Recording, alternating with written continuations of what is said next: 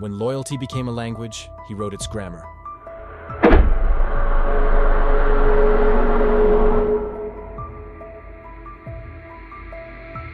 He came from the island of Sicily, a land carved by mountains and silence, where every hill had a secret, and every man carried two faces, one for the church and one for the street. In Castellammare del Golfo, a fishing town clinging to the cliffs above the Mediterranean, young Joseph Bonanno learned early that fear was the first currency of power. The sea gave life, but the land took it back with interest. Poverty was constant, justice was conditional, and in the dusty courtyards where children played, men whispered of things never written down: favors, debts, and the sacred art of revenge. Joseph's father was part of that quiet order, not a man of wealth, but of respect. He belonged to an older generation of Sicilian men of honor, men who lived by the ancient code known only to those born under the island's sun: omertà, the vow of silence. His mother prayed for peace. His father prayed for obedience. Between them, the boy learned that mercy was weakness and loyalty was survival. The Bonanno home was small, but discipline was large. Joseph watched his father settle disputes not with lawyers, but with looks. A nod, a pause, a message passed through shadows. By the time he was a teenager, he understood that the world wasn't divided by right and wrong, but by strength and fear. Then came war, hunger, and the slow death of the old world. Sicily was bleeding men to foreign lands. America, the name itself sounded like myth. A place where fortunes could be made by those brave enough, ruthless enough to take them. And in 1924, at just 19, Joseph Bonanno crossed the Atlantic, leaving behind the stone walls and superstitions of Sicily for the roaring chaos of New York City. He didn't come as a dreamer, clutching promises of liberty. He came as an apprentice to power, an heir to a code older than the nation itself. The voyage was long and the ocean indifferent. But as the ship cut through waves like a blade through silk, Bonanno wasn't afraid. He knew who he was, and more importantly, who he could become. When the skyline of Manhattan appeared, it wasn't hope he felt. It was calculation. The city glimmered with electricity and sin, a temple built on ambition.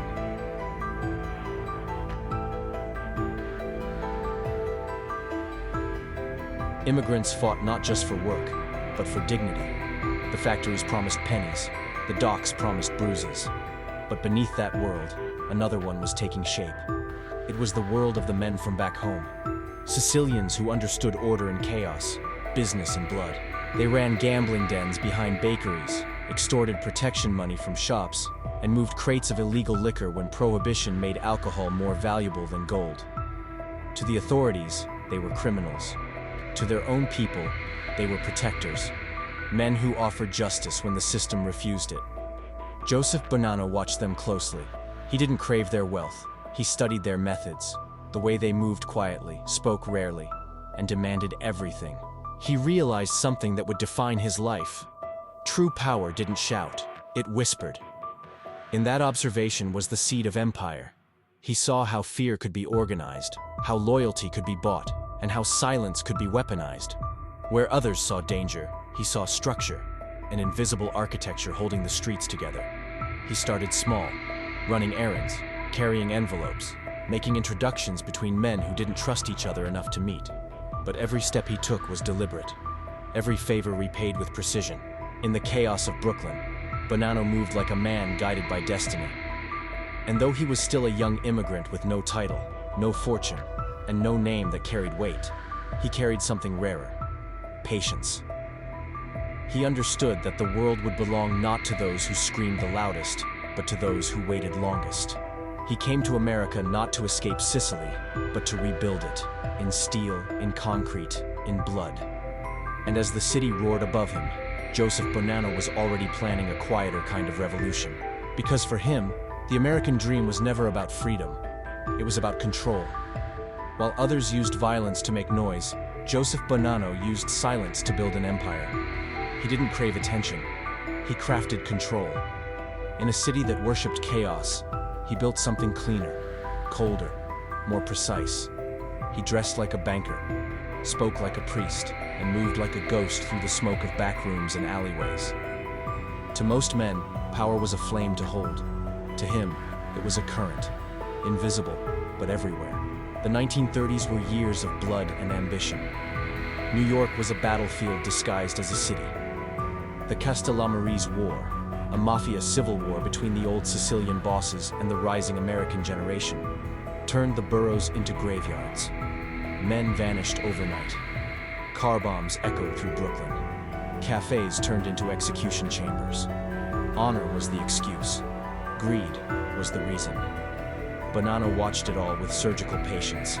While bullets flew, he stayed in the shadows, studying both sides. He wasn't interested in noise. He was interested in outcome. He understood that in every war, there's one man who fights and another who calculates. Bonanno was the latter. When Salvatore Maranzano, his mentor and fellow Castellamarese, took control of the city's underworld in 1931, Bonanno stood beside him, quiet, loyal, invisible. But when Maranzano's ambition turned reckless, challenging Lucky Luciano and the new order of American-born gangsters, Bonanno sensed the end before it came. Maranzano was murdered in his own office, and Bonanno, just 26, stepped out from the shadows to claim what was left behind. At an age when most men are still learning obedience, he became a boss, the youngest in the history of the Mafia's 5 families. His rule didn't begin with a massacre. It began with a meeting. Calm voices, careful deals, silent promises. That was Bonanno's revolution. He proved that control could be quieter than chaos. The Bonanno family was born, and it wasn't built on raw violence. It was built on discipline. Joseph's men called him Don Peppino, the gentleman Don. He didn't shout, didn't threaten. A glance from him carried more weight than a gun. He ran his organization like a church. Rituals, hierarchy, devotion. His capos were his priests, his soldiers, his congregation. To the FBI, he was Joe Bananas, a nickname meant to mock, not realizing it only added to his myth. The Bureau saw a gangster, but Bonanno saw himself as an architect. He believed that order was sacred, that chaos was failure, that the old Sicilian code could be modernized into a system as efficient as any corporation. While others flaunted their wealth in suits and cigars, Bonanno kept his hands clean and his voice lower than a whisper. He moved through the city unseen, dining with priests one night and smugglers the next. Every deal was calculated, every ally chosen like a chess piece. He didn't gamble. He planned. His family ran gambling rackets, labor unions, and the flow of stuff across the docks. Powder, dope, and pot passing through crates marked as coffee and textiles. But Bonanno's true genius wasn't smuggling. It was structure. He organized his operations like a business, assigning roles, delegating authority, creating a hierarchy that mirrored the Catholic Church. Loyal, obedient, eternal. He didn't need headlines. He needed harmony. His soldiers feared him not because he was loud, but because he was quiet. Silence to him was a form of control, a test of discipline. The man who couldn't hold his tongue couldn't hold power.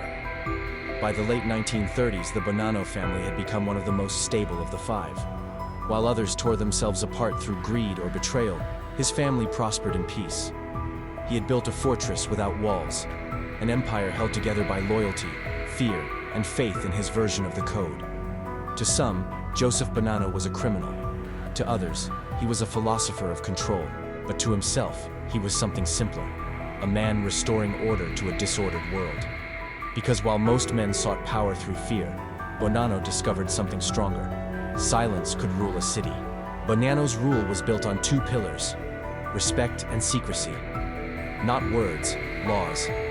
He demanded silence, rewarded loyalty, and punished betrayal, not with anger, but with disappearance. Under his command, the Bonanno family became a machine of order disguised as chaos. Gambling rings, labor rackets, and the steady flow of stuff across the docks. Powder and dope moving quietly through the night while clean money flowed back with the sunrise. To outsiders, it was crime. To Bonanno, it was organization. He wasn't a street thug looking for a fight. He was an executive building a system. While other bosses fought wars in bars and alleys, Bonanno drafted structure on dinner tables, designing a Cosa Nostra that functioned like a corporation, precise, obedient, and invisible. No chaos, no headlines, just business. Every man in his family knew the rules. Talk too much, vanish. Touch what isn't yours, disappear. Disobey once, never again. But those who followed the code found something rare: stability. In a world where bullets replaced contracts, Bonanno offered predictability. He believed in an old truth, that respect was worth more than fear. Fear could be forced, but respect had to be earned, and once earned, it lasted longer than any threat. He spoke to his men not like a boss, but like a patriarch. "We are not criminals," he told them. "We are custodians of tradition." That was the paradox of Joseph Bonanno, a man breaking the law to preserve order. He saw himself not as a destroyer of systems, but as a builder of one, an alternative to the corruption of the state and the chaos of the streets. Where the government failed to protect, his family would enforce. Where the courts were slow, his justice was instant. He didn't kill recklessly. Every act of violence had a purpose. Every disappearance was a message written in silence. His enemies said he was ruthless. His men said he was fair. The truth lived somewhere between the two, in that gray space where morality bends to necessity. Behind every shipment of stuff, behind every deal, there was a lesson. "Business is built on trust," he would say, "and trust is built on silence." Those words became gospel. From the Brooklyn docks to the Montreal smuggling routes, Bonanno's code echoed like scripture among his men.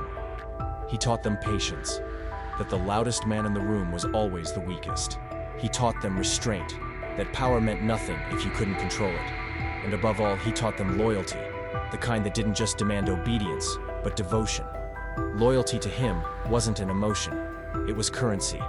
It bought protection, opportunity, survival. To betray it was to commit the only unforgivable sin. And when that sin was committed, punishment came quietly. No trials, no warnings, just a sudden vanishing. A name erased, a face forgotten, a body never found.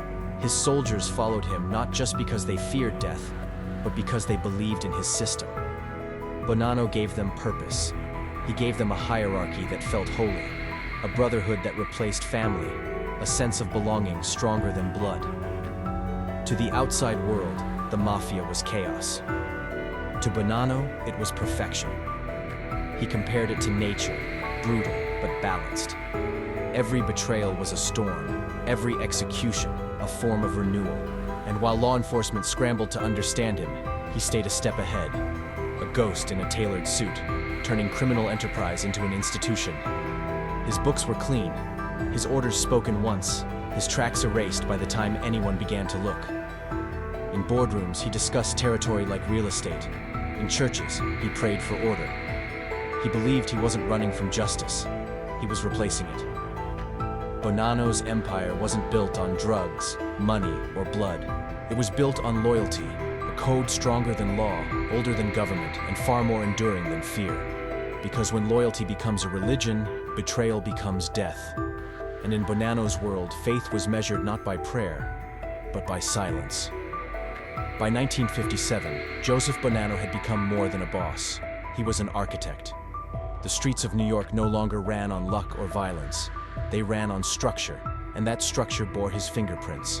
The Mafia had evolved from gangs into government, a shadow state with its own laws, its own borders, and its own diplomacy. And Bonanno helped write its constitution. It was called the Commission, the Mafia's board of directors, a council designed to bring order to chaos, to end the endless blood feuds that had burned through decades of greed. Each of New York's 5 families would have a seat. Every major decision, every execution, every alliance would be voted on, sanctioned, and sealed in silence. Bonanno wasn't the loudest voice in the room. He was the one everyone listened to when the noise stopped. He spoke rarely, thought constantly, and when he nodded, men understood it was permission, or a death sentence. He saw the commission not as a gathering of criminals, but as a corporate boardroom. Instead of ledgers, they had ledgers of blood. Instead of contracts, oaths. To politicians, he was invisible. To rivals, untouchable. To his own people, infallible. He was the gentleman Don, the face of control in an uncontrolled world. His empire stretched far beyond Brooklyn. In Montreal, his men managed smuggling routes that turned powder and dope into rivers of cash. In Havana, his associates moved through the casinos, laundering fortunes under the glow of American neon. In Arizona, where he claimed retirement, he quietly built distribution networks that linked Mexico's pot fields and Caribbean shipments straight to the ports of New York. Every piece fit. Every man had his place. To outsiders, it looked effortless. But behind that calm surface was a mind obsessed with balance. Bonanno understood that chaos was bad for business. Wars drew headlines. Headlines brought attention. Attention brought the FBI. So he replaced fear with efficiency, rage with routine. The Mafia became industrial, a machine of vice that worked like clockwork. He managed disputes with diplomacy, not detonations. If two bosses argued, he brokered peace. If a soldier stole, he vanished quietly. Order was sacred. The American Cosa Nostra was his cathedral. He hosted weddings for judges, dinners for priests, and meetings for killers. At the same table sat power and sin, sharing wine under candlelight. He moved through these worlds effortlessly, the saint and the sinner coexisting in a single man. He could bless a newborn in church on Sunday and order a hit by Monday. Every move was ritual, every word rehearsed. Even his smile was strategy, the calm at the center of the storm. He believed that dignity could disguise danger, that a soft voice could hide sharp edges. When the FBI began building its first organized crime unit, Bonanno stayed one step ahead. His phone was never tapped because he never used it. His face was rarely photographed because he rarely appeared. He was a myth in motion, too elegant to be a gangster, too disciplined to be ordinary. While others built fame through fear, Bonanno built power through invisibility. But his influence wasn't limited to crime. Through bribes, business fronts, and political favors, his reach touched police stations, courtrooms, and city councils. Men who condemned the Mafia in public dined with it in private. And Joseph Bonanno, the immigrant from Castellammare del Golfo, now shaped the heartbeat of America's underworld from behind closed doors. He called it the life. To him, it wasn't a choice. It was destiny, a design that stretched from the mountains of Sicily to the skyline of Manhattan. In the American Cosa Nostra, he saw perfection. A government without voters, a court without witnesses, an army without uniforms. A world where loyalty was law and silence was the highest form of truth. And in that world, Joseph Bonanno reigned not as a tyrant, but as a conductor. A man who turned crime into symphony. Because where others heard noise, he heard music. But power, like blood, never stays contained. It seeps through cracks, stains every hand that tries to hold it, and eventually demands a price. For decades, Joseph Bonanno had ruled with grace, order, and silence. But by the early 1960s, that silence began to break. The world was changing, the old code was fading, and the young lions of the Mafia, impatient, reckless, hungry for chaos, started to question whether the gentleman Don still belonged at the top. To them, Bonanno's discipline looked like weakness, his calm, an outdated luxury in an age of ambition. They wanted headlines, violence, quick money. They wanted to build empires out of fear, not loyalty. The code that Bonanno had spent his life defending was now a relic to men who saw greed as progress. Inside the family, whispers began to circulate, dangerous whispers. That Bonanno, the quiet strategist, was planning a coup.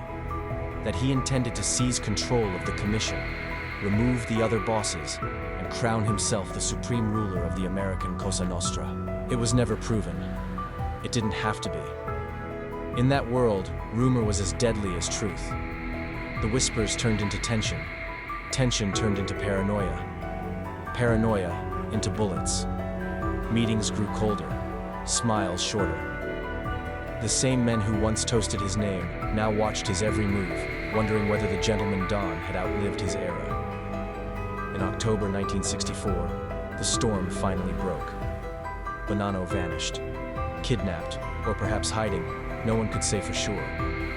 For 36 days, New York held its breath. Some claimed rival bosses had taken him. Others said his own men had turned.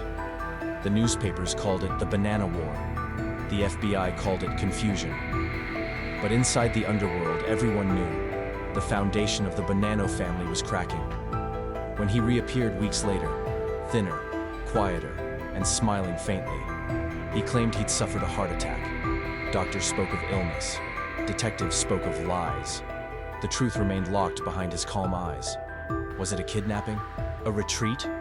Or a calculated performance by a man who understood that absence could be power? No one ever knew. But something in him had changed. The once untouchable Don returned to a family he no longer recognized. The organization he built on loyalty now divided itself between the faithful and the ambitious.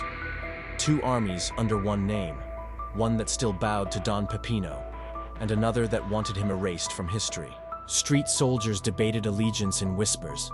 Captains met in secret, bloodlines split like broken glass. Old friendships turned to suspicion, suspicion to betrayal. In bars across Brooklyn, men avoided eye contact when his name was mentioned, afraid the walls might be listening. Bonanno watched his empire fracture not with rage, but with resignation. He had spent a lifetime teaching order, and now chaos was the only language his world understood. His patience, the very quality that had made him great, was now a weakness. The young bosses moved faster, killed faster, spent faster. They no longer sought his approval.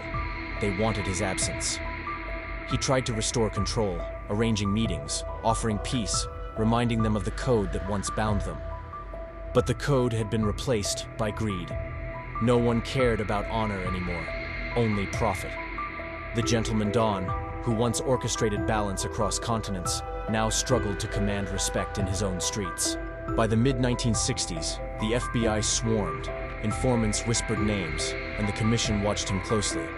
Bonanno, the man who once created order, was now considered the greatest threat to it.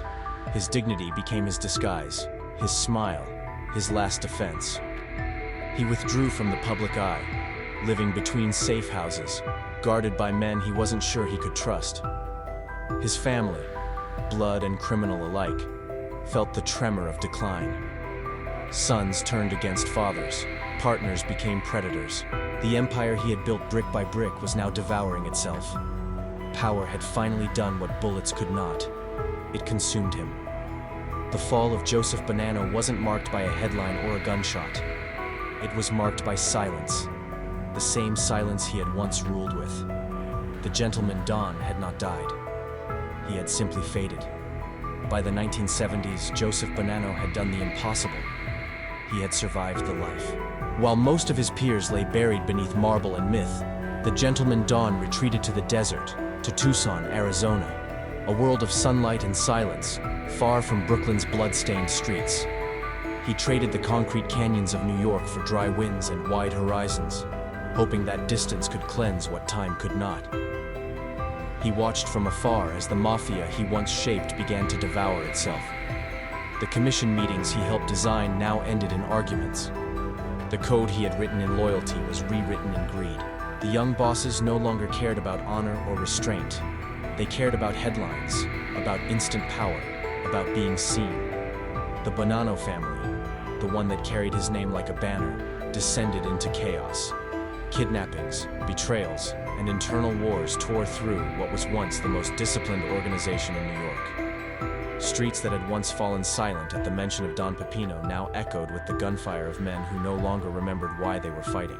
What he had built with patience was being destroyed by impulse. Yet through it all, his legend endured. To the world, Joseph Bonanno was no longer a criminal. He was a ghost, a relic, a man who had outlasted his own empire. The newspapers called him the Last Don, the final link to the old Sicilian tradition. A man from another century living quietly among the cactus and sand. Neighbors in Arizona knew him as a polite retiree who watered his garden and waved at children. Few realized that behind that gentle smile was a man who once commanded an army of killers, politicians, and priests. Even in exile, he carried the same posture, the same quiet authority. He may have left the Mafia, but the Mafia had never left him. Bonanno spent his later years writing. His autobiography, A Man of Honor, was more than a memoir. It was a manifesto. He painted himself not as a criminal, but as a philosopher of loyalty, a guardian of order in a corrupt world. In its pages, he justified everything. The secrecy, The violence, the silence. To him, he had never been part of a criminal empire. He had been part of a tradition misunderstood by modern men. He wrote of honor as if it were a religion. He spoke of loyalty as if it were love. And though history would brand him a mob boss, Bonanno saw himself as something else entirely. A man who lived by a code the world no longer deserved. In his desert home, surrounded by family and fading photographs, he watched television reports about the trials, the betrayals, the fall of the old order. He saw his former allies in handcuffs, his enemies in coffins. He said little, but those close to him noticed that sometimes, when he heard certain names, he would smile, not in joy, but in recognition. The system he built had outlived him, and that, in his mind, was victory enough. The FBI no longer considered him a threat. The new generation barely knew his face, but in the shadows of Little Italy, in the whispered corners of Brooklyn bars, his name still carried weight. Joe Bananas, the gentleman Don, the one who built the Mafia like a cathedral and watched it collapse like a house of cards. When he died in 2002 at the age of 97, he didn't leave behind an empire of wealth. He left behind an empire of myth. No courts, no trials, no confessions, just stories. Stories told by old men in diners, by soldiers who never met him, by historians who never understood him. Some called him a visionary, others a villain, but all agreed on one thing. Joseph Bonanno had outlasted them all. He had become what every boss dreamed of becoming, eternal, not through violence, but through legend. They called him the Gentleman Don, a man who made crime look like ceremony. And even when the world forgot his rules, his silence still echoed.